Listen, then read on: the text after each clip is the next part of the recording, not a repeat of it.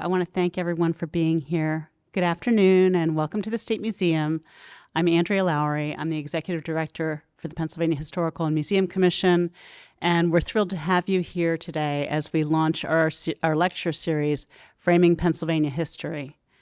At PHMC, we're all about preserving the rich history of the Commonwealth and sharing it in ways that Pennsylvanians find meaningful to their lives. In this guest speaker series, we'll be exploring Pennsylvania topics that have shaped the Commonwealth, and we'll be looking at Pennsylvania history in new ways. Today, we'll be discussing the topic of the civil rights movement in Pennsylvania with Dr. Tom Sugrue. In October, we'll be discussing William Penn and his legacy with historian and author Andrew Murphy, who wrote the most recent Penn biography, William Penn, A Life. We expect to hold 3 or 4 lectures each year, so please look for announcements through PHMC's website or social media, or in messages from our partners in this effort, our fabulous local independent bookstore, the Midtown Scholar, and the Pennsylvania Heritage Foundation. Also, if you registered with us for this event, you can expect email announcements regarding other lectures in this series, although we promise not to bombard you with additional emails. Before turning to introductions, I will add a few program notes.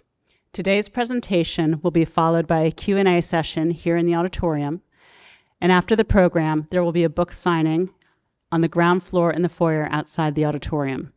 We also invite you to the first floor of the museum to see our civil rights exhibit, A Place for All.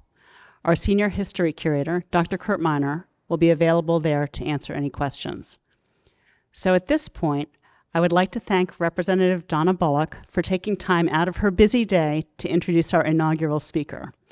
Representative Bullock serves the 195th District in Philadelphia, a seat she has held since 2015. As a lawyer in Philadelphia, she worked with local communities, businesses, and nonprofits, and her public service work extended to supporting Smith Memorial Playground, the Columbia North YMCA, West Philadelphia Child Care Network, and the Mayor's Office of Community Service Advisory Board. Today, she serves as chair of the Pennsylvania Legislative Black Caucus, the Children and Youth Committee, and the Ethics Committee. She is a member of the Philadelphia House Delegation and sits on the executive board of the National Black Caucus of State Legislators. So please help me welcome Representative Bullock to the stage.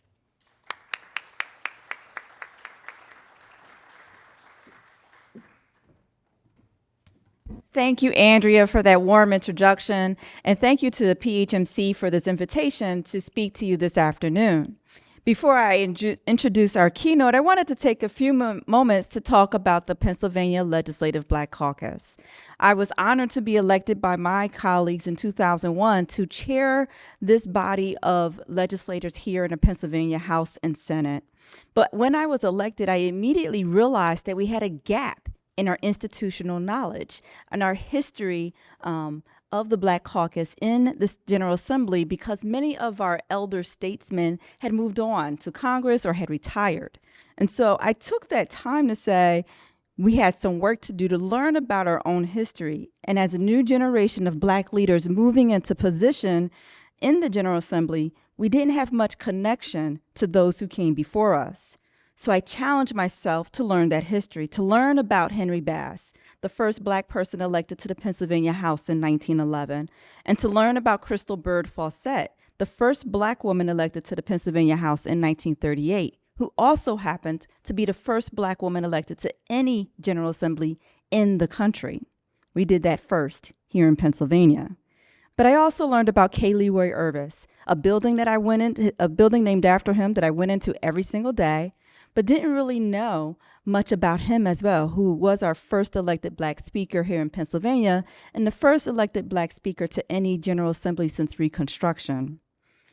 I worked with our House archives to gather our stories from current and former members to create an oral history project.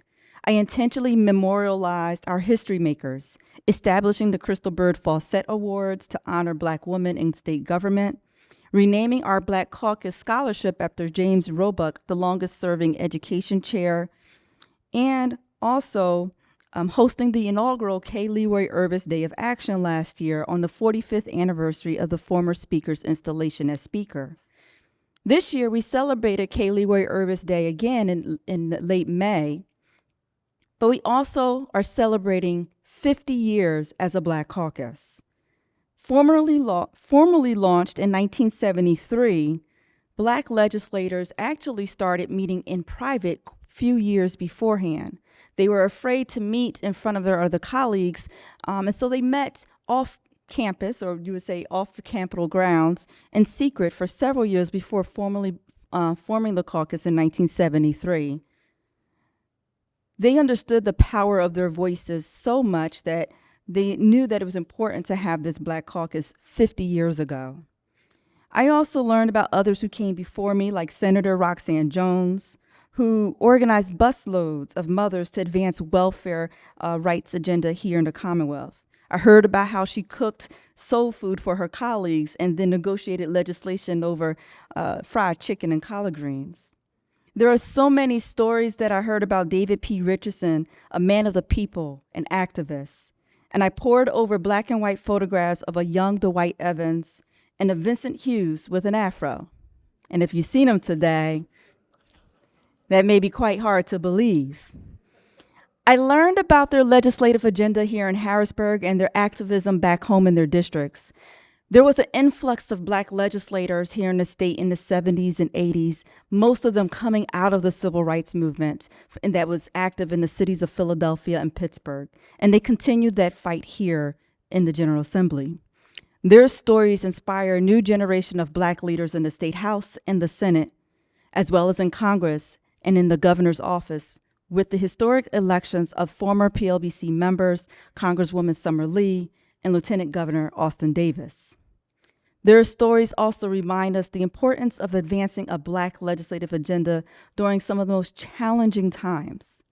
You see, because even after the pandemic and recent efforts to ignore or rewrite certain parts of American history, we are seeing an influx of new Black leaders once again, and is revealing the necessity of storytelling to advance and protect our rights, voting rights, civil rights, human rights. This year, as the Black Caucus celebrates 50 years, we also celebrate the largest our caucus has been in the Commonwealth history, with the most diverse legislative body. Those are legislators that Pennsylvanians elected, and I'm very, very proud of that. We talk about healthcare and economic and educational disparities during the pandemic. We talked about how it impacts Black and brown communities in Pennsylvania. But to be honest, for many of these legislators and for the communities that we serve, we didn't need a study to tell us that, because many of our communities were living these very unequal lives, and our children were going to underfunded schools, and our communities were over-policed and under-resourced. We were living that data, we were living those stories. We lived it every day. And the stories of our mothers and fathers and grandmothers and grandfathers told us that our people have been living in quite much the similar circumstances for quite some time. But armed with our stories and our collective struggle and our collective progress, and with the foundations that have been placed before us by leaders that came in the 70s and 80s, and even Henry Bass in 1911, we can move forward a collective agenda for all communities of Pennsylvania. We can continue to advance a civil rights movement that applies in 2023. John Lewis once told Time magazine that he will keep telling the story of the civil rights movement even if it hurts, because it is important to tell it. Maybe it will help educate or inspire other people, he says, so that they too can do something. They too can make a contribution. I also heard a quote from him about how without storytelling, the movement is like a bird without wings. He understood the cultural and historic importance of storytelling in Black communities, but also the necessity of this tool for progress. Today's speaker understands that too, because he is a storyteller. He's a professor, award-winning author, a researcher, a historian, and yes, Tom Sugrue is all of these things, but most importantly, and perhaps these days most controversially, he's a truth teller. Mr. Sugrue tells the stories of the civil rights movement in northern cities like Philadelphia, Boston, and Detroit. He tells the stories of urban and suburban America and race relations. He tells the stories of folks like Anna Arnold Hedgeman, the stories of Black parents trying to desegregate schools in New Jersey, or the stories of folks like Leon Sullivan fighting for Black economic power in Philadelphia. A Silver Professor of Social and Cultural Analysis and History, an affiliated faculty member in the Wagner School at NYU, he is also a specialist in 20th century American politics, urban history, civil rights, and race. Mr. Sugrue attended Columbia, King's College, and Harvard. He went to a lot of schools, y'all. And he also taught at a few schools himself. At the University of Pennsylvania, he was the David Boies Professor of History and Sociology and the director of the Penn School Science and Policy Forum, Social Science and Policy Forum. He is the author of several books and essays, including Not Even Past, Barack Obama and the Burden of Race, Sweet Land of Liberty, The Forgotten Struggle for Civil Rights in the North, and W.E.B. Du Bois, Race in the City, The Philadelphia Negro and Its History. Please join me in welcoming the historian, the author, the storyteller, the truth teller, Mr. Thomas Sugrue.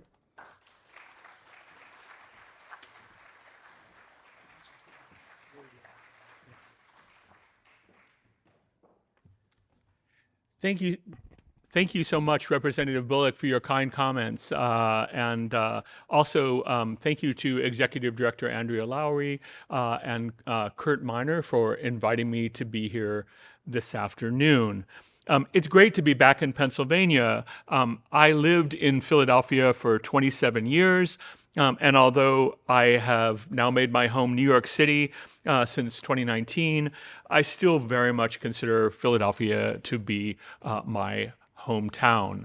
And much of the history that I have done was profoundly shaped by my experiences as a resident of Philadelphia, as someone involved in historical and public history work there, as a faculty member at Penn, and also as someone involved in local and community politics. I want to begin today with a quote that I use at the very beginning of my book, Sweet Land of Liberty, from the great Black writer James Baldwin, who wrote in 1965 about history and its importance. History, Baldwin wrote, history, as nearly no one seems to know, is not merely something to be read. And it does not refer merely or even principally to the past. On the contrary, the great force of history comes from the fact that we carry it within us, are unconsciously controlled by it in many ways, and history is literally present in all that we do. It could scarcely be otherwise, since it is to history that we owe our frames of reference, our identities, and our aspirations. James Baldwin's words are particularly appropriate today at a moment when history, especially the foundational history in the United States of racial injustice, of inequality, of discrimination and segregation, and the battles against it, especially at a moment when those histories have become political battlegrounds. Nationwide, politicians and school boards have embarked on an increasingly successful effort to whitewash our history, to ignore or downplay our nation's troubled racial past and the struggles to try to mend it. In this context, it is critical to remember the history of civil rights. It is critical to understand the history of the Black freedom struggle. It is critical to understand the obstacles that activists faced, the victories that they achieved, and the unfinished business that we still have to deal with today. It's crucial, in other words, to remember our past, not to deny it, not to wish it away, not to hold it back for fear of challenging or offending the status quo. We have to come face to face with our history ultimately to remind ourselves, as Baldwin wrote, that history is literally present in all that we do. So with that in mind, I want to turn today to the unfinished history of civil rights in the United States, with special emphasis on the North and in particular Pennsylvania. I'm going to make the case this afternoon that Pennsylvania, our state, is as important to the history of race and civil rights in the United States as Alabama or Georgia. I'm going to make the case that cities like like Philadelphia and Pittsburgh, suburbs like Levittown or Swarthmore, even small towns like Canonsburg and Finleyville are as important in the history of civil rights in the United States as the better known histories of places like Montgomery and Birmingham, Alabama, or Greensboro, North Carolina, or Albany, Georgia, or Jackson, Mississippi. Just 10 years ago, just 10 years ago, just 60 years ago, when he was a national figure, the Reverend Martin Luther King Jr. proclaimed that, quote, "The racial issue we confront in America is not a sectional, but a national problem. Injustice anywhere is a threat to justice everywhere." Despite King's statement of the expanse of the history of racial inequality in the United States, that it's national, not just regional, despite his understanding that we need to think of the problem in its totality, our histories of civil rights still follow a familiar storyline. The vast majority of the near library of books and articles on the history of civil rights still focus on the South. The law, judges, courts largely focus on the question of civil rights in its Southern context. In popular culture, television, movies, films disproportionately focus on the history of the South. Those commonplace histories tend to begin in 1954 or 1955 with Brown versus Board of Education, a landmark decision that ruled that separate and unequal education was unconstitutional, or 1955, the Montgomery bus boycott. Usually, these histories of civil rights follow a very compelling storyline, a powerful narrative arc, one that usually follows the life of the Reverend King and the organizational histories of the Southern Christian Leadership Conference and the Student Nonviolent Coordinating Committee, the two that he was most closely affiliated to. Those histories tend to culminate in the abolition of de jure Jim Crow and the passage of the Civil Rights Act of 1964 and the Voting Rights Act of 1965. They're told largely through the lens of the South. This history is so powerful because at heart it is a morality tale with deep political implications.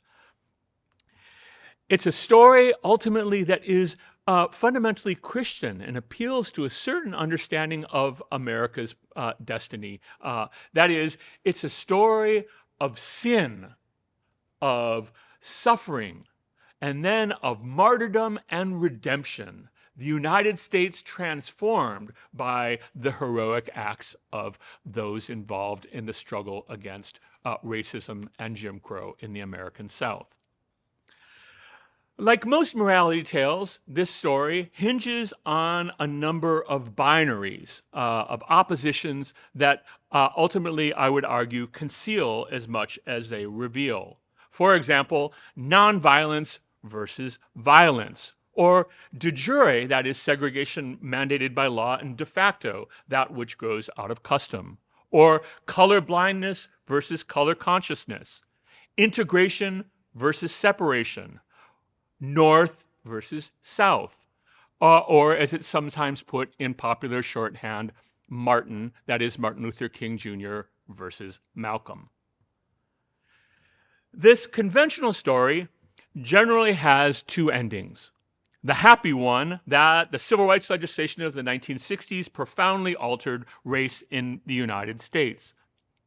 The other, the tragic one, and this is usually where the North makes its single appearance. That is, the North is a tragic denouement, the moment when the goals and idealism of the civil rights movement crashed on the urban uprisings of the 1960s, on the rise of Black power and the emergence of a divisive so-called identity politics in northern cities.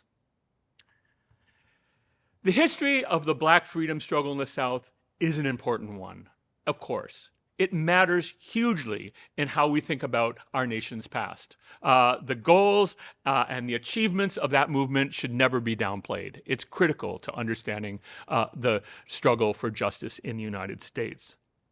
But the nearly non-existent history of civil rights in the North is absolutely crucial. Understanding the story of the history of civil rights in the North complicates our understanding of America's ongoing racial crisis. It is impossible to tell a simple narrative arc of sin, of suffering, of martyrdom, and of redemption, looking at northern metropolitan areas today that are still segregated to an extent that would please all but maybe a hardcore fraction of the defenders of the system of Jim Crow. The questions that have risen again and again in the post-1960s era, perhaps most represented in the events of 2020, the murder of George Floyd and the protest against it, are a reminder that the story of civil rights, especially when we look at it through a northern lens, is a story that is very much incomplete. To understand that incomplete history, to come to grips with the problems that we still face in the United States today, requires having a clear-sighted understanding of what happens in northern places. Our histories of North and South are still replete with myths that distort our nation's understanding of itself, as well as our understandings, particularly those of us living in the North. Many of us in the North look at the South and see a peculiar system, one that grew out of chattel slavery, one that grew out of the distinctive nature of Jim Crow in the South. And we wipe our hands clean. This is a Southern problem. It's a distinctive regional problem. It's a consequence of the old Confederacy. It's not primarily a Northern problem. But if we begin to look at the ways in which this history plays out in the North, it challenges really deeply and fundamentally our whole understanding both of our own region and of the United States writ large. Let me talk about a few of those myths before I take us down to the level of Pennsylvania. First, North and South were different, but ultimately had much more in common on matters of race than our conventional wisdom would lead us to believe. There were important regional differences, and I'll highlight what I think is the most important regional difference first, and that is African Americans in the South between the late 19th century and the 1960s did not have access to the ballot box in most places. The right to vote was something open to African Americans in the North, and it was crucial for winning some of the victories that the civil rights struggle won here, particularly beginning in the 1930s and 1940s. It is impossible to imagine state-level legislation and local ordinances that were among the first to really attempt to deal with the long-term consequences of racial discrimination and segregation. It's impossible to imagine that legislation happening without the power of Black voters. Just to give one example, in closely contested states like Pennsylvania, like Illinois, like Michigan, many northern states, New York, Black voters, especially after the 1920s when significant migrants moved here, began to exercise their vote in what a profound political strategist of the mid-20th century, Henry Lee Moon, a civil rights activist, called the balance of power. In a closely contested state, Black votes could be decisive in shifting legislative control or city council control from one party to another. The vote mattered. And not surprisingly, Pennsylvania, which had one of the largest black populations in the North, was one of the earlier states to pass civil rights legislation, particularly the legislation of the 1950s that was a precursor to the federal legislation of the Civil Rights Act of 1964. That was a regional difference. But the distinctions between the regions in practice, in everyday life, in the experience of Black Americans was far blurrier between the regions. The North was, in other words, was never a place of some sort of primeval racial innocence.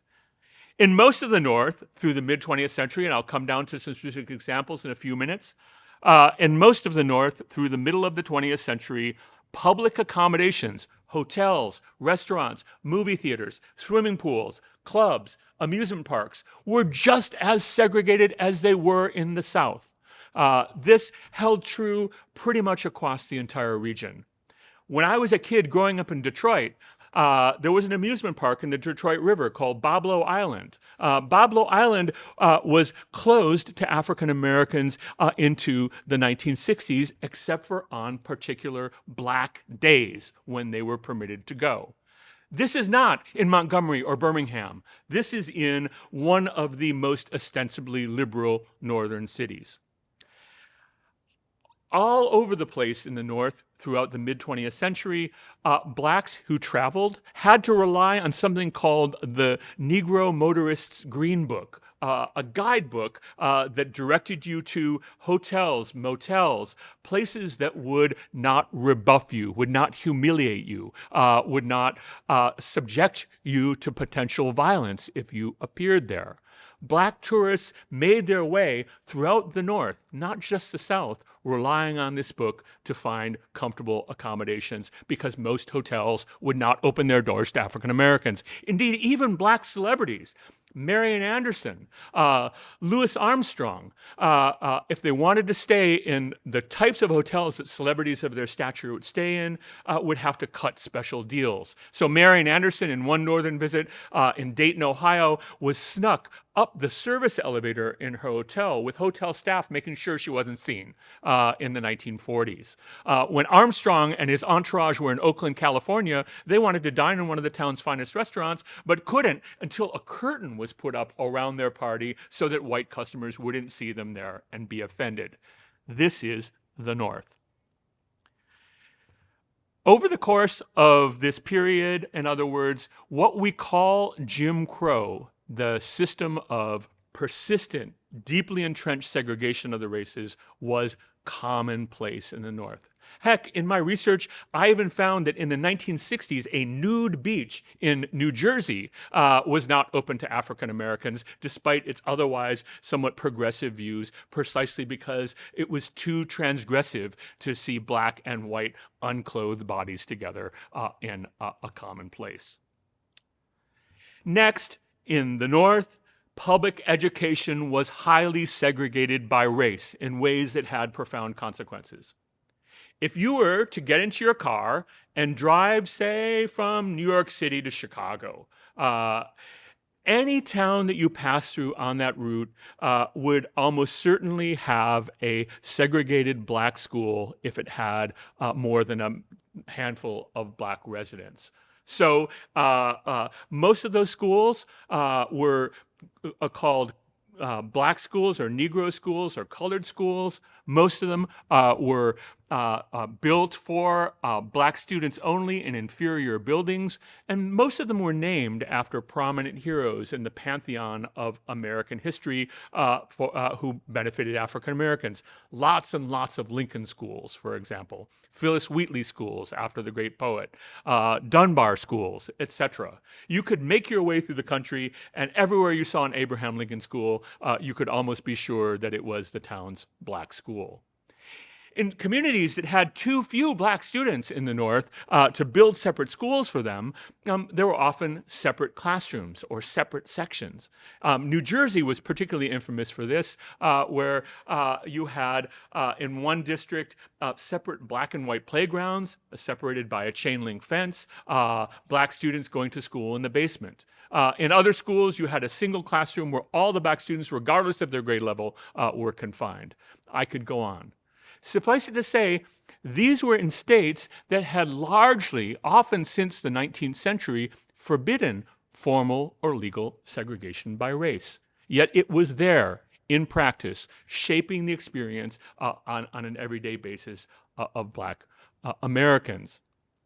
It was possible in many of these smaller towns in particular for black students to walk right past the white school, sometimes great distances to the predominantly black school that served them. As we look forward into other arenas, we need to understand the ways in which employment and housing, two issues I'm going to come back to in Pennsylvania, were also profoundly shaped by race with enduring legacies to the present. But before we get into more of those examples, I want to turn to just a few more sweeping or general arguments about the trajectory of civil rights in the North. The civil rights movement, despite how it's represented in popular culture, was overwhelmingly led by and fought by African Americans. We know a lot about white allies. We learn a lot about them in popular culture in particular, and there were really critical white allies for the Black freedom struggle. But the movement was largely organized by blacks.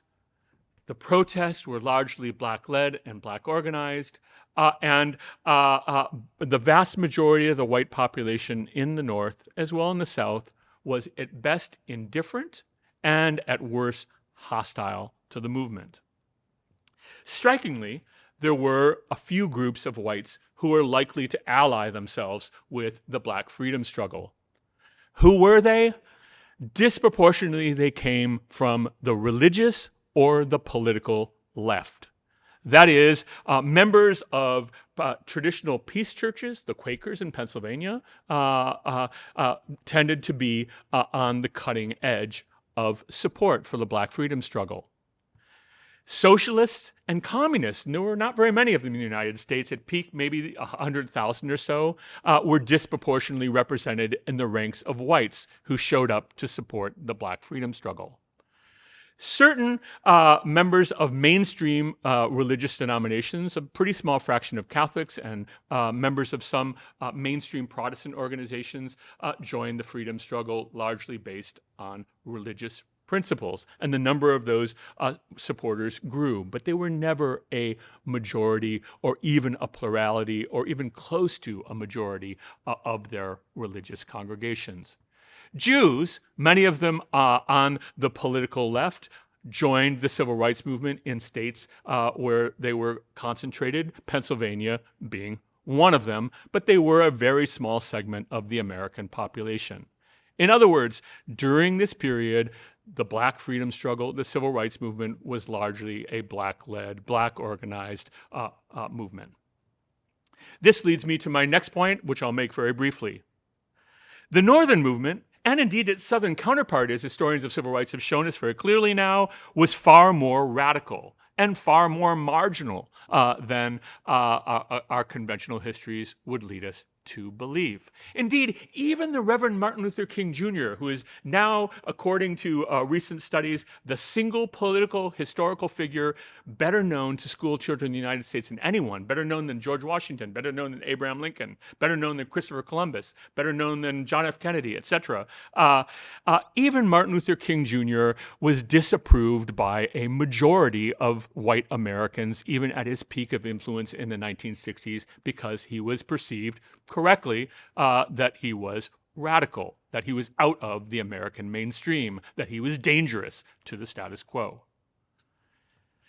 So if we look at the movement, in other words, we need to understand that it was at its peak just as radical as it was appealing to mainstream political ideas and political institutions, something that we often lose, particularly in popular culture representations. Next, the civil rights struggle in the North especially was a story of improvisation. That is, we tend today to think about the civil rights movement as having a uniform ideology, a common set of goals, and a common set of strategies. But when you get down to the ground, the movement was very heterogeneous.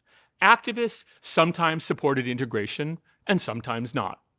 Sometimes the same activists supported integration in one context and called for separation or the creation of all black institutions in another. Why? Because ultimately they were looking for the strategies that worked best to achieve their goals.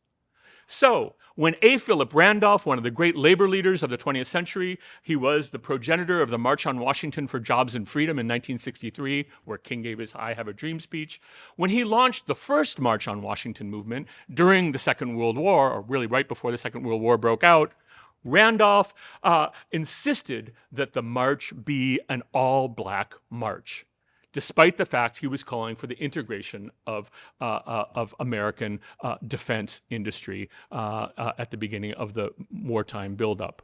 Why? Because ultimately he saw the necessity of group solidarity as a springboard for successful social movement building. In the 1950s and 1960s, the battle over school integration in places around the North, something that one associates with the ideal of racial integrationism, was often one that blurred into demands for black pride and black power even. So in one place, not in Pennsylvania, but a revealing place nonetheless, Englewood, New Jersey, where there was an intense battle for school desegregation in the early 1960s, protesters included former members of the Congress of Racial Equality who had been on the Freedom Rides in the South, and supporters of Malcolm X, who marched on the streets of Englewood demanding quality education for their children too. So if we look at the civil rights movement simply in terms of these dichotomies, we miss the reality on the ground, that folks were willing to try, to use Malcolm X's favorite term, or most quoted phrase, any means necessary to achieve the goals of dignity, to achieve the goals of equality in education, to achieve the goals of employment opportunity. As we look out onto the history of civil rights, I want to now take us from these big concepts down to the ground. And I'm going to take us down to the ground in Pennsylvania primarily. Let's begin with Jim Crow. Beginning in the 1920s, intensifying in the 30s and 40s and into the 50s, Northern activists challenged segregation in movie theaters, restaurants, hotels, swimming pools, and other accommodations throughout the North. A few Pennsylvania examples. In the 1920s, as black migration to Philadelphia expanded dramatically, activists began to target the city's great movie palaces. This was happening in lots of other cities in the 1920s and 1930s as well. Think of the emblem of American consumer culture, these vast places, 2-3 times the size of this theater that we're in right now, where blacks were not admitted at all, or if they were, had to sit in what was euphemistically called the crow's nest, or the black section in the back. These places became the target of protesters in places like Philadelphia in the 1920s, pretty early, and continued to be the targets of protesters in the North in the 1940s and 1950s. Or consider segregation in local restaurants. We think of restaurant Jim Crow as a Southern story, made famous by the sit-ins, where folks sat at lunch counters who wouldn't be served. The sit-ins have their origins in the North. In fact, the folks who trained the sit-in protesters in the South had largely cut their teeth in places like Chicago and Cleveland and New York. They had tried those tactics, often successfully, in challenging segregation in those cities. But challenges to restaurant segregation played out here in Pennsylvania. And I'm going to give you two places that maybe a few of you hardcore Western Pennsylvanians will know of, but I didn't know of them, and I know my geography pretty well. Finleysville, and I gotta even pull down and look at my notes again to get the name of the other place, in Western Pennsylvania, Canonsburg and Finleysville. In 1953, activists in the Canonsburg chapter of the NAACP, the leading civil rights organization nationwide, organized to challenge Jim Crow in area restaurants. They protested at restaurants that refused to serve black customers. They demanded the enforcement of laws that forbade discrimination in public accommodations. They succeeded in opening 2 restaurants and a community swimming pool in their area to blacks in the early 1950s. Swimming pools, in particular, became a major target of activists. Members of CORE, the Congress of Racial Equality, in the 1940s, engaged in what they called wade-ins, where they would go to pools that discriminated and try to get in, and if so, go into the water, usually then being arrested and charged with disorderly conduct or disturbing the peace. Pittsburgh, and it's represented in the wonderful exhibit downstairs, was a center for swimming pool activism. Why pools? Because pools were places of presumed bodily intimacy, right? Where people are semi-clad and coming into close contact with each other. And they became places where some of the real hardcore, visceral white opposition to African Americans manifested themselves. So in Pittsburgh in 1951, members of the local NAACP chapter, working in collaboration with other organizations, created a swimming pool committee that engaged in 2 years of protests to open up a Pittsburgh public pool to blacks. They succeeded in 1953, but they did not succeed in suburban Allegheny County. For example, in Kennywood Park, outside the boundaries of Pittsburgh, park managers converted a pool into a boating area as a way of resisting segregation. And at Allegheny County West Park, public officials shut down the pool, paved it over, rather than opening it up on a non-discriminatory basis. This was a pattern we would see again and again, as Jeff Wiltsey, the historian of swimming pools, has demonstrated, and it's one that would play out equally in the South, where in the 1960s, many whites simply refused to go to segregated public pools and instead began building private swim clubs, even in fairly modest income neighborhoods where whites could swim with whites only. Not only was this challenge to public accommodations a northern story, and a widespread northern story, I could spend the next half an hour giving you examples from all sorts of places about challenges to segregated restaurants, hotels, etc. Not only that, but northern activists turned their attention to other targets as well. One of the most significant were challenges against the police.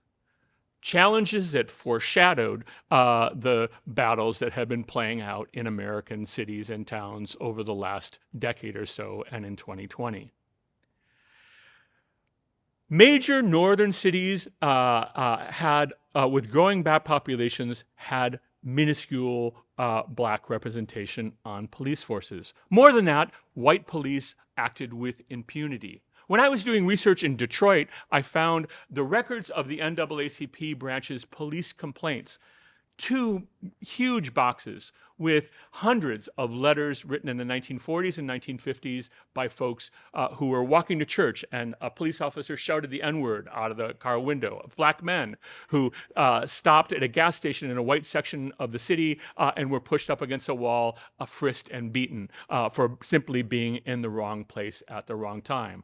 On and on these examples went. It was a heartbreaking dossier. But it was especially heartbreaking because in the 1940s and 1950s, with an all-white police force, it was virtually impossible to gain any redress for your complaints if you were victimized by brutality or petty harassment.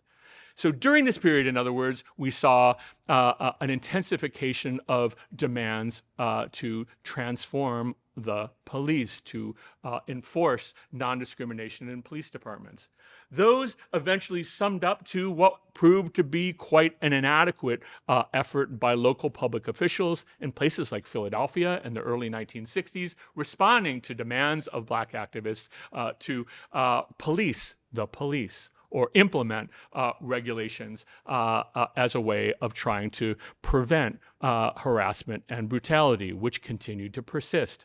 Indeed, in Philadelphia, Frank Rizzo, who became, of course, Philadelphia's most famous or infamous commissioner and eventually its mayor, running on a highly racialized campaign platform, supposedly gave members of the Philadelphia Police Department copies of the Kerner Commission report written by a commission set by President Lyndon Johnson. Of course, this was just a public relations gesture. It's unlikely that anyone read the Kerner Commission report in the Philadelphia Police Department, and indeed, its practices of harassing Blacks continued pretty intensely, both under the end of the Rizzo commissionership and into the subsequent administration. This was an issue, in other words, that wasn't easily resolved. The urban uprisings in Philadelphia was one of the earliest in the 1960s. In 1964, happened largely because of deep and intense community distrust toward the police. Every uprising in the 1960s in the United States, maybe there were a few minor ones excepted, were sparked by an incident between an African American or a group of African Americans and the police. This is one area where the movement had very limited successes. But there were areas where the movement had greater success. One of the biggest battlegrounds for civil rights in the North that had enduring consequences was the matter of employment. This was, of course, the issue that had led to the March on Washington in 1963, the March on Washington for Jobs and Freedom. We think of it largely on the freedom side and lose sight of the fact that it was largely organized around both fair and full employment for African Americans. The demand for fair and full employment goes back to the 1930s, when throughout the North, Black activists demanded inclusion in segregated labor markets. During the 30s, activists in nearly every major city, including in Philadelphia and Pittsburgh, led Don't Buy Where You Can't Work campaigns. Campaigns to protest and refuse to spend money at stores in Black neighborhoods that had no Black workers.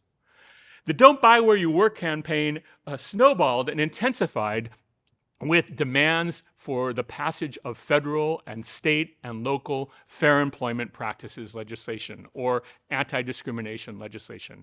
And here, Pennsylvania was on the cutting edge, largely because Philadelphia's Black community had organized very effectively to put pressure on local and state officials. In the 1940s, as Philadelphia's Republican machine was weakening, and Blacks had a swing vote, Black Philadelphians were, like most Blacks in the North, hardcore Republicans all the way through the 1930s and into the 1940s in some places. It was the party of Lincoln, after all. But as Black voters in places like Philadelphia began to realize that they could exercise significant clout in local and state races, they began to use that clout to push for civil rights legislation. So when Philadelphia gets its reform mayors in the 1950s, we see a range of local ordinances intended to address fair employment, also at the state level in the mid-1950s in Pennsylvania. Pennsylvania became the site of some of the most important and nationally influential protests in the 1960s over discrimination in the workplace. They happened in Philadelphia, and they happened as part of a demand for what would then controversially be called affirmative action. During the 1960s, during the Kennedy and Johnson administrations in particular, cities around the country saw significant government investment in public works. Philadelphia is when the new municipal services building is constructed. It's when all sorts of new school buildings are constructed around the city. And similar things are happening around the country. Philadelphia's population by the early 1960s was more than a third. It had a big black population with significant political clout. Activists took to the streets and protested outside of the new municipal services building that was being constructed, demanding that construction workers include blacks. Most construction workers, despite the fact that Philadelphia was a 30+% black city, most construction workers were white.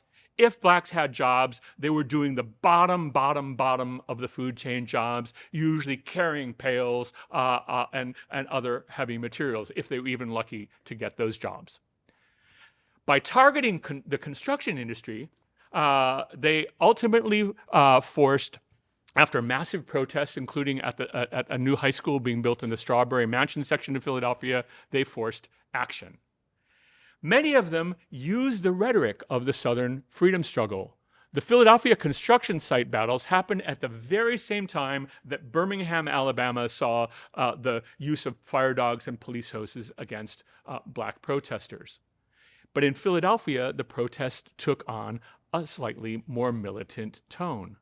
So at Strawberry Mansion, protesters blockaded the construction site, sitting in and preventing construction from happening. And young protesters used the civil rights anthem, "We Shall Overcome."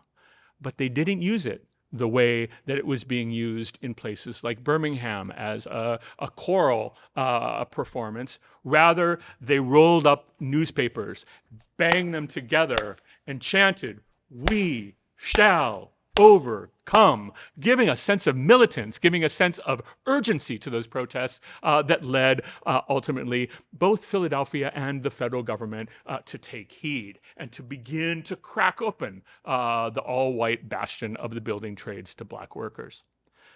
Those protests ultimately led the federal government under President Johnson and finally under President Nixon to create the first federal affirmative action program, appropriately called the Philadelphia Plan, named after demands to include black workers and other non-white workers in the construction force and in federally contracted jobs. So the battle for jobs and freedom was, in other words, a critical battle in the North, one place of which Philadelphia was central. Of the various challenges to civil rights and to racial equality in the North, one of the most challenging and frustrating, or two of the most challenging and frustrating actually, were intertwined. And that had to do with housing and education. These are the areas where racial inequalities were deeply entrenched in the North and very, very difficult to change. So in Pennsylvania, a number of school districts had been the site of protests, mostly led by black women, mostly mothers of school children, beginning in the early 20th century. In Berwyn, outside of Philadelphia, in the 1930s, women-led activists demanded that the school district close its inferior black school and open up the town schools to African Americans. But Pennsylvania, despite a long history of supporting rights and of forbidding segregation in public education, didn't make significant moves to desegregate until after the landmark Brown versus Board of Education decision in 1954. At that point, many school districts, mostly in smaller places around the state, Carlisle, York, just to name two, began to desegregate, largely because of the fuel that Brown versus Board of Education gave to the demands of local activists for quality education. Education, however, was fundamentally tied to housing. The last of the Pennsylvania examples I'm going to give you of the movement of deep and entrenched segregation in housing. Let me talk about that issue by moving forward to the present and then jumping back again. Today, the most segregated metropolitan areas in the United States, about 22 of the top 25 are located outside the South. They're in the North or West. The most segregated metropolitan areas in the United States are disproportionately in the Northeast and Midwest, including in Pennsylvania. This segregation is often explained as a matter of individual choice. Birds of a feather flock together. People move to segregated places because they want to be with people like themselves. The story is far from the truth. Housing was deeply segregated intentionally in places like Philadelphia and Pittsburgh and smaller cities in the Commonwealth. For example, beginning in the 1920s, nearly every new housing development built for whites was restricted by race. That is, there were lines or titles and deeds that forbade the sale or conveyance or rental of a property to non-whites.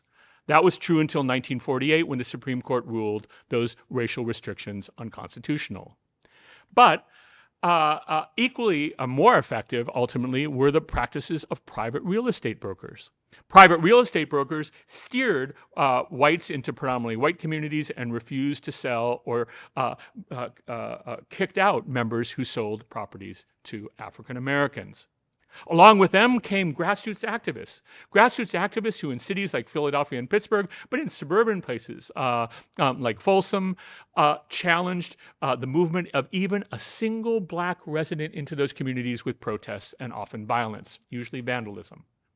Even ostensibly liberal, progressive places like Swarthmore outside of Philadelphia resisted the construction of a high-end, racially integrated subdivision proposed by a Quaker developer. It would just be a handful of houses because they were worried that their property values would decline.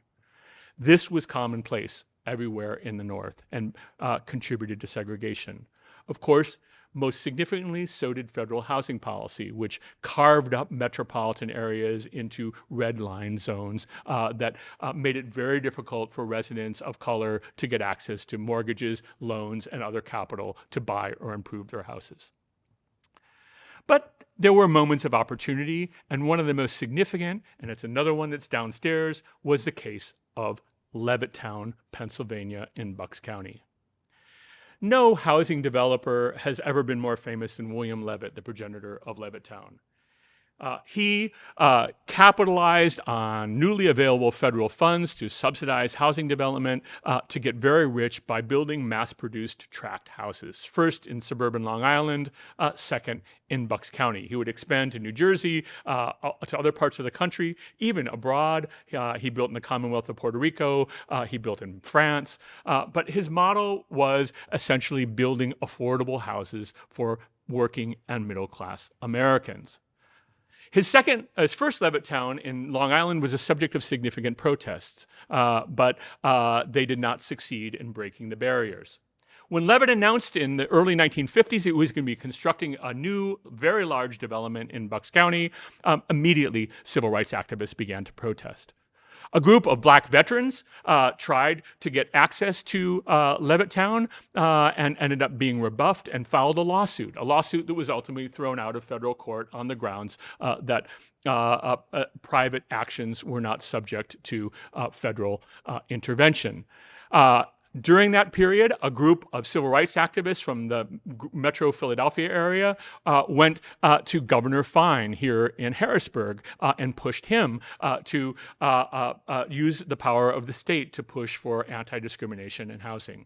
They went to the Eisenhower administration and they pushed Eisenhower to insist that federally backed housing developments, and these were being backed by federal mortgage programs and the capital that they unleashed, that the federal government intervene and insist that Levittown being open on a non-discriminatory basis. They failed. What Levitt didn't know, that he was setting down his development in the middle of one of the most intensely organized areas for the civil rights struggle anywhere in the United States. Philadelphia, the headquarters of the American Friends Service Committee, the Quakers, who were involved in all sorts of civil rights activities around the country. Really, I mean, Quakers are minuscule. They're like one of the smallest religious sects in the United States. But if you do civil rights history, North or South, they are everywhere. They are everywhere. They pop up in all sorts of places, but they popped up a lot more in Greater Philadelphia because that's where the vast majority of Quakers in the United States lived. So by plopping himself down there, Levitt didn't know that behind the scenes were a group of Quaker activists who, in the early 1950s, no sooner than the work started on the subdivision, pushed for integration. They tried to recruit prospective blacks to move in, leading to a very un-Quakerly decision, if you can call them that, being a peace church. They went to Fort Dix, New Jersey, and they attempted to recruit blacks from the military who had just gone through the wrenching process of the integration of the institution, figuring that A, they would be acceptable to whites more so than other blacks because of their uniforms and their patriotism, and B, they would be able to resist any opposition that angry whites would hurl their way because of their seasoning from the military. That didn't work. They kept finding and trying to find black folks to move in from there.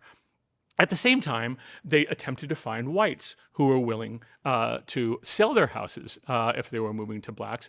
They found some opportunists who said, I'll sell high, you've got to pay me extra, and I'll take the money and run. That's not what the Quakers wanted. And they eventually found a series of mostly, as I said before, committed leftists, whites who were involved in either left-wing religious or political organizations, including, yes, even communists. The next-door neighbors of the first black family to move in had been members of the Communist Party. William Levitt once said, the purpose of home ownership, I'm paraphrasing here, was to prevent people from becoming communists, or a man couldn't become a communist if he owned his own lot and home. But actually, there were quite a few of them in Levittown, and they were organized to support civil rights.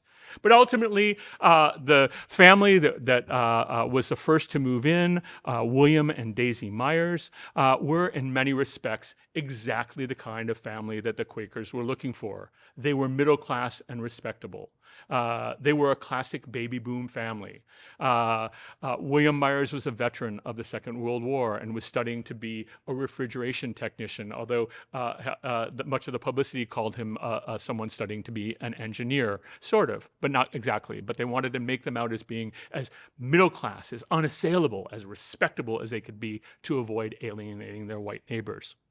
In August of 1957, when the Myers family moved in, coincidentally very close to the time of the desegregation of Little Rock High School, Little Rock Central High School in Arkansas, Levittown became known as the Little Rock of the North. The Myers move-in generated weeks of protest, huge crowds gathering in front of the Myers house, a white neighbor opposed to them moving in who turned his garage into a so-called Confederate social club, waving the Confederate flag, something that became increasingly common during this era, whites clashing with the police despite all of their law and order rhetoric, and the Myers family having windows broken and facing significant opposition. William Myers, at one point, went out to pull weeds from his lawn in an assertion of his ownership of the property in the face of white opposition. But he didn't use any garden implements. He carried his World War II rifle and used the bayonet as a way of pulling out the weeds. A striking he would have never done it because he was too polite, but essentially a middle finger to the whites who believed that he was not worthy of owning his property, an assertion of dignity in the face of harshness and indignity. That said, the Myers also got warm welcomes, and downstairs I saw one of the many cards that they received from well-wishers, some locally, some from around the country or even around the world. That is, there were whites in Philadelphia, again, mostly on the religious or political left, but who supported the idea of them moving into Levittown. Ultimately, the Levittown protests simmered down, and the Myers family stayed for about a year or so and then moved on. It must have been very hard for them to live in the fishbowl of local, national, and even international publicity. Another black family moved in a year later, and they stayed for a while, but the gates were not opened. The obstacles to the movement of blacks to housing or the creation of a genuinely free or open housing market were huge. Ultimately, the Quaker strategy of sending so-called pioneers or first-time black homeowners one by one to different communities to seed what they hoped would become integration, a newly integrated society, proved to be a very difficult one. It proved to be difficult because the publicity around the Myers case led many blacks to say, do I want to put my family at jeopardy of having this kind of harassment if we move there? But also, the biggest obstacles remained federal housing policy and real estate practices. That is, there were lots and lots of barriers to equal opportunity in the housing market that individual acts, as courageous as they were, could not resolve. As we look forward to the long period since the Civil Rights Movement, I'm going to conclude with this point. This is a struggle that bore significant fruit. In the 1940s, about 2/3 of white Americans told posters, northern white Americans told posters that they would not accept having even a single black neighbor or having a single black child in school with theirs. By 1960, the number had flipped. About 2/3 of white Americans said they wouldn't mind having a black neighbor or a black child going to school. By the 1960s, it became taboo, in the North especially, for whites to do what they did commonly in public hearings in the 1940s, to use the N-word, to use racial epithets and slurs in public meetings. That was a consequence of consistent pressure. Some workplaces opened as a result of the battles like that in Philadelphia, disproportionately in the government sector and in government contracted industries, including the medical industry. That is a significant change. Housing and education, however, changed excruciatingly slowly. Patterns of segregation in housing have improved modestly since 1990. That's a long time after the Myers moved into Levittown. And even then, the change has been very, very gradual.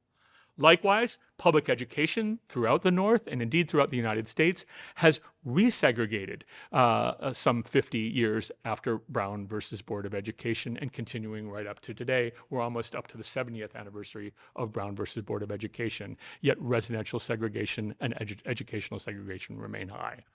In other words, in looking at the long history of civil rights in the United States, returning to the theme about the essential nature of history, we need to understand that the most significant gains in the United States didn't happen simply because the shingles fell from the eyes of well-meaning people, but rather that activists locally, regionally, and nationally put pressure on the system. They demanded change and were willing to engage in disruptive or transgressive activity to do so.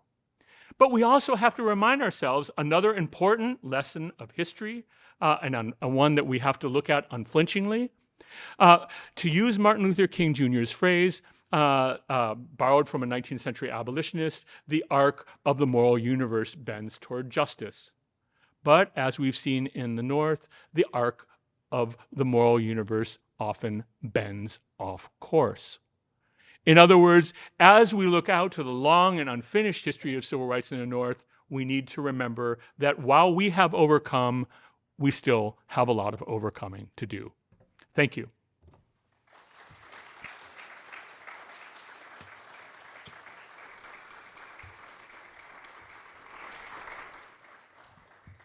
So I have time for some questions. If you have questions, please pipe up. Is my lapel mic working? Great, so I can walk away from the podium now. I'm a natural walker when I teach and talk. So, is there a mic to circulate? Yeah, right over here. Thank you for your talk. I was a decade ago in the South on a civil rights bus tour, and an old veteran civil rights activist told us, the difference between the North and the South is that in the South, if you grew more powerful and big, it was a problem. In the North, if you grew more closer to me, that was a problem. Is that make any sense, or how does it sound to you? That sounds absolutely right. In fact, observers even of the North and South in the 19th century noted that exact reality. Alexis de Tocqueville, when he did his famous tour through the United States in the 1830s, offered a very similar observation to the one that you just offered. So what you experienced is on the mark. Thank you. Before the talk today, you mentioned that your early work had been in colonial history. Would you say a few words about what provoked you to work on Detroit and then to pick up Sweet Land of Liberty and the race issue in the North? Yeah, great question. So I wrote my very first article on colonial Pennsylvania, my first scholarly article. It came out in the early 1990s in the Pennsylvania Magazine of History and Biography. And in it, I reflect on a story about early Pennsylvania that contradicts a lot of the kind of the founding story. That is, William Penn's settlement of Pennsylvania had pretty negative consequences on the Native Americans living in the region, the Lenape, despite the kind of mythology of Pennsylvania being a more peaceful colony than its counterparts. I got interested in this question, and in some ways it's a theme that runs through my first book, The Origins of the Urban Crisis that you mentioned, the book Sweet Land of Liberty, my work on Barack Obama and race, is really to try to move away from myth making, move away from the easy explanations that pervade popular culture and pervade how we're educated, right? I mean, was William Penn better than most colonizers in early America? Yeah, but he was a colonizer. And the population of first settlers moving into southeastern Pennsylvania led to the spread of epidemic disease among the Native Americans and led to the pushing of that population away from there, eventually, far west into the state and eventually out of the state altogether after Penn was off the scene. So we need to understand these processes not just simply in terms of the kind of myths. When I wrote my book about Detroit, most of the conventional wisdom on Detroit was great. And then there was the big riot in 1967 and everything went bad. And then we elected a Black Power mayor and then things went really bad. And I found that the story of Detroit is a story of more than 200 violent attacks on the first blacks to move into white neighborhoods between 1945 and 1965, of pervasive workplace discrimination, of intense battles over neighborhood and turf that created a bitterly racially divided city way before the urban uprising in the 1960s. And my book on Obama was written shortly after Obama was elected. And I challenged the then conventional wisdom that Barack Obama's election was the culmination of the Black freedom struggle, that he was the heir to Martin Luther King Jr., and looked at the complicated relationship of Barack Obama to America's racial politics and more broadly the Black politics and social movements of the Democratic Party in the post-1960s period. And so all my projects in one way or another have been attempts to bring a hard-nosed, sometimes not very romantic historical understanding, because we need to confront the good and the bad. We can't just tell stories that uplift us. We have to tell stories that challenge us and confront the really difficult unanswered questions if we want to eventually see progress. That's why, to go back all the way back to my preface to my talk, why I find the current efforts to suppress the teaching of, quote, controversial issues in the classroom like civil rights to be really, really problematic. Because if we don't teach our kids the truth of America's past, both its successes and its failures in an unvarnished way, then we're setting up a long-term disaster. Thank you.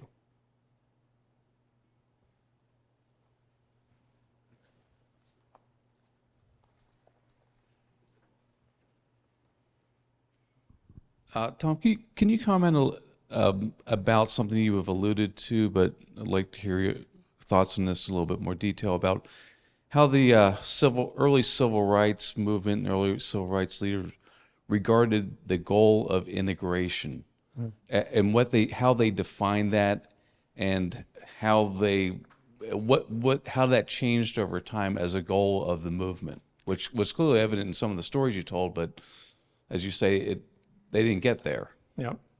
So integration is, like many concepts that last a long time, can be read in a lot of different ways, right? The version of integration that we think about the most is the one maybe that was most eloquently articulated by the Reverend King. The idea of creating what civil rights activists called a beloved society of folks who would not be judged by by the color of skin, who would be create places of solidarity, of communities that transcended superficial physical divisions. And ultimately, that kind of integration was sort of a cultural project, right? The idea is that integration would bring people of different backgrounds together and allow them to find their common humanity and move forward, right? There were a significant number of advocates of that vision of integration. They go back to the 1920s and 1930s. Many of them came out of, more best represented by groups like the Congress of Racial Equality. They brought a very religious definition to integration. CORE, the Congress of Racial Equality, founded in Chicago in the middle of the Second World War in 1942, believed in creating the beloved community. And they did it actually by creating houses where mostly seminarians at that point, black and white, would live together, share meals, socialize, and they challenged restaurants that segregated on the grounds that we should have places where people of different backgrounds can mix and mingle. That's one vision of integration, and it's probably the one that most of us have in our heads when we think about integration, black and white together. But there was another vision of integration that many, many activists held, and that was integration as a vehicle toward power, right? That is, integration is not just people not living next door to each other, they're eating dinner together, or kids going to school together. It's about access to public goods and resources.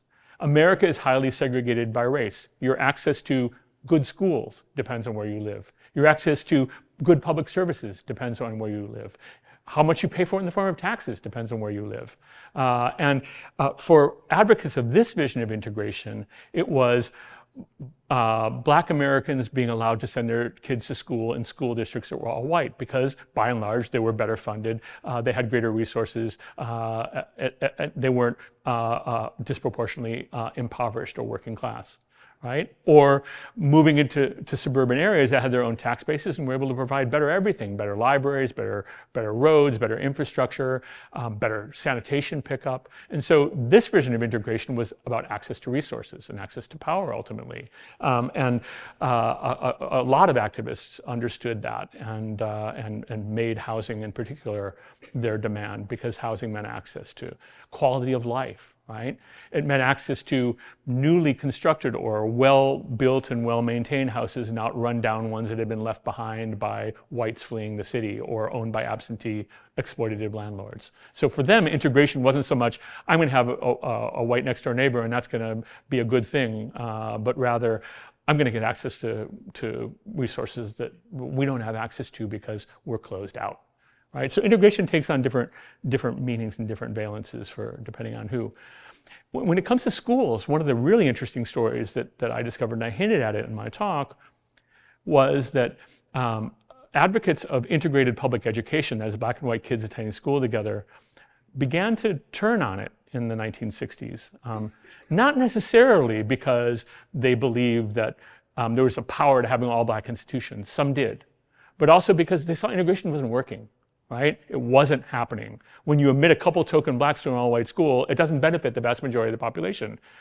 We want quality education. This is the argument that these activists made. We want quality education for our kids.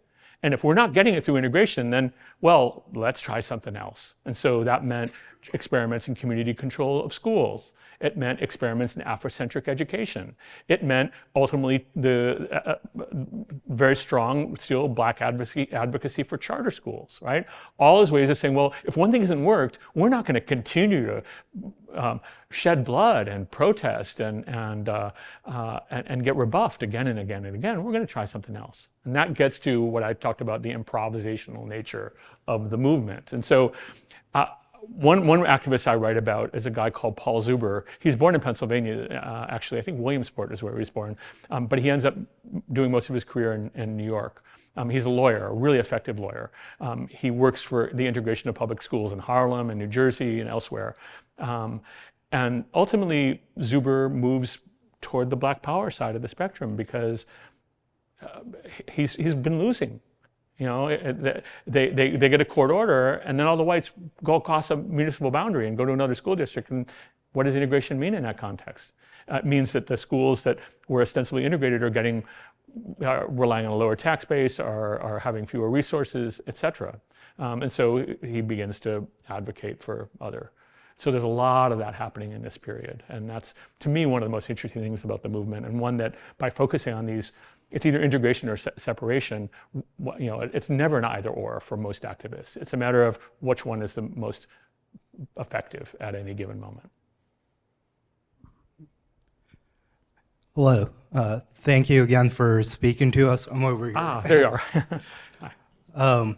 I wanted to ask you about a word since I heard you use it a few times, but now in discourse, that word is being used a little differently. It's the word riot. And I know when we speak about history, we often call the civil unrest during the 60s or even during the 90s riots, and most of the media did that also. But recently, after Freddie Gray, George Floyd, a lot of left-leaning media have started calling it civil unrest, while a lot of far-right media still calls them riot.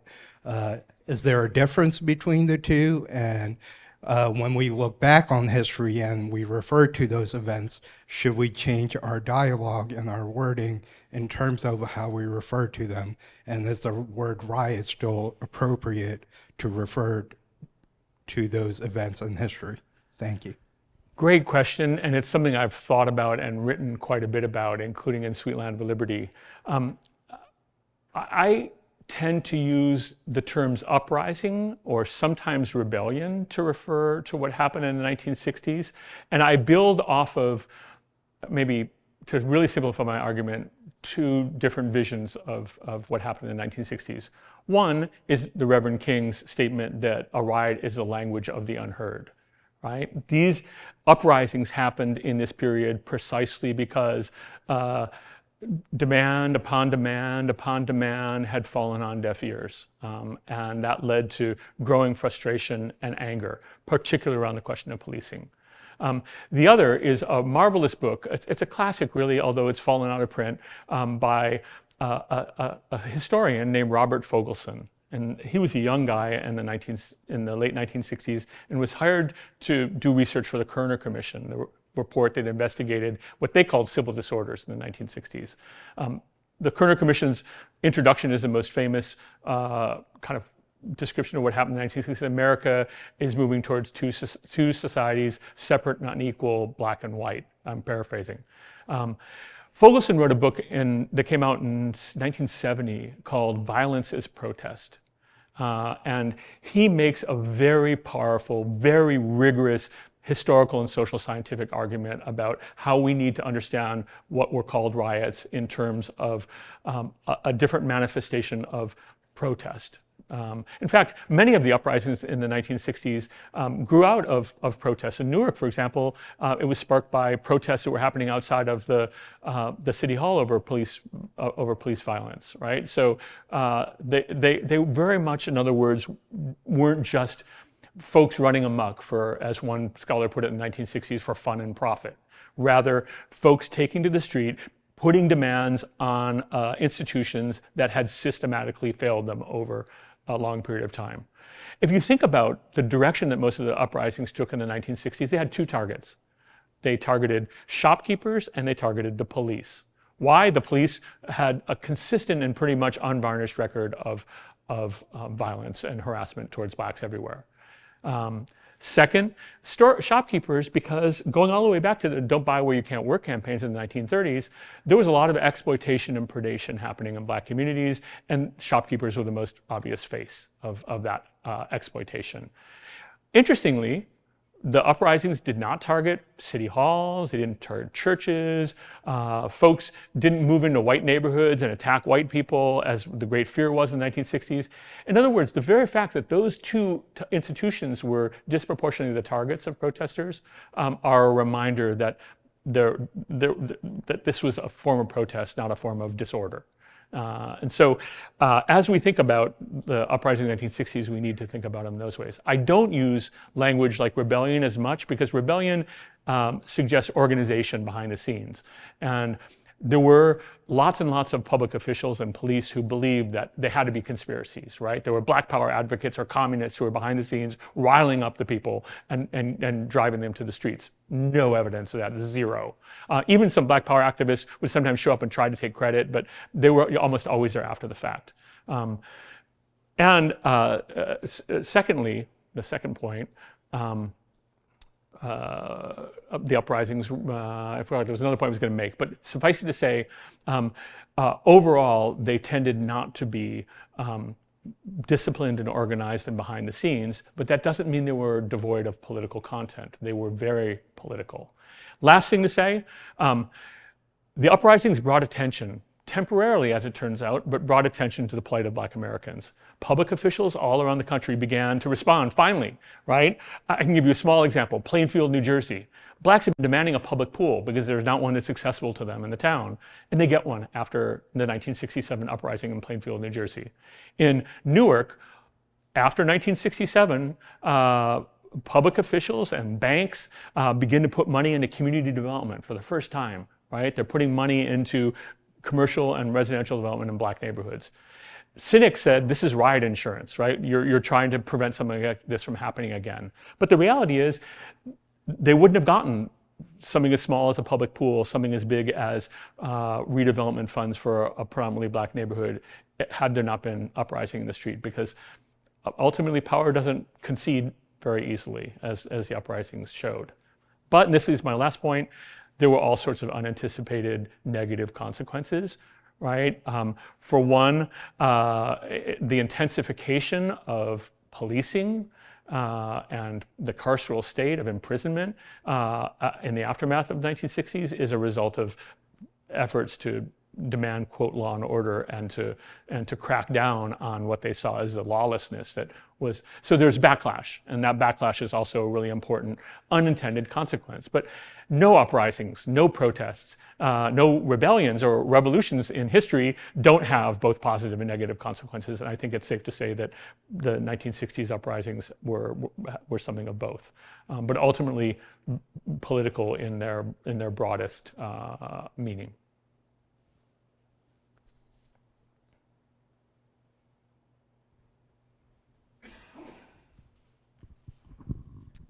I grew up listening to the civil rights movement as a kid from a completely different side of the world. So I also look at it sometimes from a tribalism perspective. So where I grew up, tribes have a history of dominating or taking over from one area to another. So I kind of look at it from that perspective, and what I see in the civil rights movement and basically American history from slavery is an attempt to dehumanize another being to the point that they can be justifiably used as a resource. Because if they are human, you cannot use them as a resource. And segregation might be an attempt to continue that definition, and civil rights is the attempt to fight back against that definition. That being said, how does one fight that definition of relegating one as less than and therefore less than, not deserving of resources when we're talking about immigration? And is this where perhaps Latina communities and immigration activists find common ground with civil rights activists? Excellent questions. So I think the best way to answer your question is to say that there is a long history going back to slavery of systematic exploitation justified through dehumanization. And civil rights activists in the period that I'm writing about in the North had the goal of getting political voice, of changing the economic system, of challenging the institutions that separated and rendered unequal. At the same time, they were also fighting for dignity. And this is a part that we often lose in our kind of big picture histories of civil rights, but I think it's a really important one to emphasize. Folks were demanding simple human dignity after centuries of dehumanization. And exercising your right to vote is a way of influencing the political process, but it's also the way of expressing a perquisite of citizenship, a right of citizenship to fully participate in the process. It's a way of demonstrating dignity. Challenges against police brutality were challenges against the everyday fear of folks going out and getting beaten or unjustifiably arrested. But it was also a challenge to the very fact that those processes, going into a white neighborhood and being pretty sure you're going to get stopped and harassed by the police, it takes away, it strips you of your human dignity, right? It strips you from the respect that you deserve in society. And so civil rights activists were constantly toggling back and forth, you might say, between concrete material goals, jobs, freedom, housing, quality of education, and dignity. I don't want to be harassed by the police. I don't want folks to cross the street when I walk by. I don't want to have folks like you see if you watch the film on Levittown that was done in the 1950s downstairs. At one point, a woman says, I don't want them living because I don't want my kids to marry them, right? There's dignity in being able to choose your partner, right? To choose the person you're going to live with for your life, a dignity that was denied to many people and reinforced those kinds of inequalities. And so as we think about the freedom struggle then and now, I think we need to see it running on these two tracks, demand for material equality and a demand for basic respect and dignity.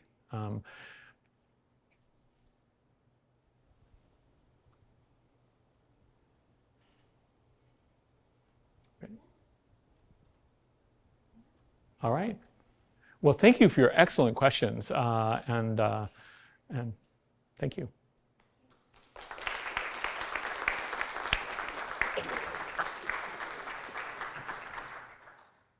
So I'd like to thank Dr. Sugrue. What an engaging and really important conversation today. We appreciate your being here and spending your time with us. And thanks to everyone who came today and for the conversation afterwards.